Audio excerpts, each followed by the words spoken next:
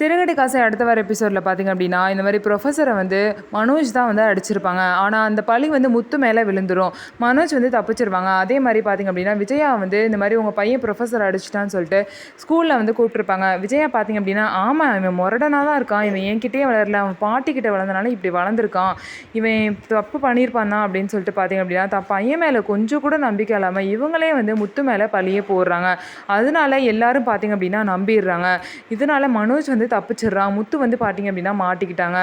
இதனால முத்து ரொம்பவே கஷ்டப்படுறாங்க. மற்றவங்க நம்பாட்டி கூட பரவாயில்ல, நம்ம பெத்த அம்மாவே இப்படி பண்ணுறாங்கன்னு சொல்லிட்டு முத்து ரொம்பவே வந்து வேதனைப்படுறாங்க. இதுக்கப்புறம் பார்த்திங்க அப்படின்னா வீட்டுக்கு வந்த முத்துவை வந்து சிறுவர் ஜெயிலுக்கு கூட்டிகிட்டு போகிறதுக்காக 2 பேர் வந்து வந்திருக்காங்க. முத்து வந்து எவ்வளவோ வந்து அடம் பிடிக்கிறாங்க, போக மாட்டேன் அப்படின்னு சொல்லிட்டு.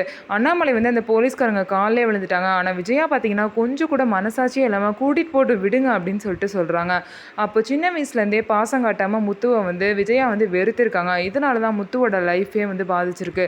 முத்துவோட லைஃப் வந்து படிப்பு இல்லாமல் போனது, ரொம்பவே பாதித்தது எல்லாத்துக்குமே விஜயா தான் காரணம். இந்த எல்லா விஷயத்தையும் பார்த்திங்க அப்படின்னா முத்து மீனா கிட்ட சொல்லிட்டு ரொம்பவே ஃபீல் பண்ணி அழறாங்க. மீனாவும் பார்த்திங்க அப்படின்னா மனசு கேட்காம ரொம்பவே வந்து அழறாங்க. 2 பேருமே இதை நினச்சி அழுதுகிட்டே இருக்காங்க. என் வாழ்க்கையே போயிடுச்சு, அந்த ஜெயிலுக்கு போயிட்டு வந்ததுலேருந்து என் வாழ்க்கையே நிம்மதியாக இல்லை அப்படின்னு சொல்லிட்டு முத்து கதறி அழுகிறாங்க. ஸோ எல்லா விஷயத்தையும் மீனா வந்து தெரிஞ்சுக்கிட்டாங்க. இனிமேல் விஜயா மனோஜ் நிலைமை என்ன ஆக போகுது அப்படிங்கிறத வெயிட் பண்ணி பார்க்கலாம். நம்ம வீடியோ உங்களுக்கு பிடிச்சிருந்தா நம்ம வீடியோவை லைக் பண்ணிக்கோங்க.